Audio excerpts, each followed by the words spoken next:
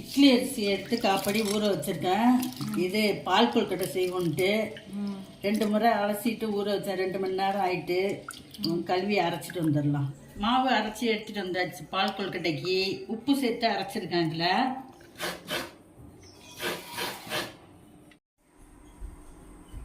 தேங்காய் பால் புழிஞ்சு எடுத்துகிட்டு வருவோம். பால், தேங்காய் பால்,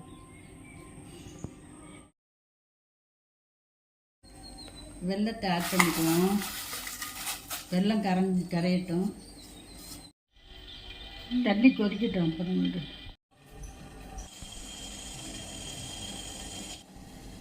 மாவை எடுத்து ஒரு தடவை புழிஞ்சு விட்டு அது கொதித்து மேலே வரும். வந்தோன்னா அதுக்கப்புறம் தான் அடுத்த தடவை புழிஞ்சு விடணும்.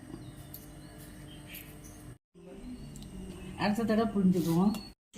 ஏலக்காய் போட்டுக்குவோம். ஏலக்காய் போடுவோம் 1 ஸ்பூனு. தேங்காய் பால் ஊற்றிக்குவோம்.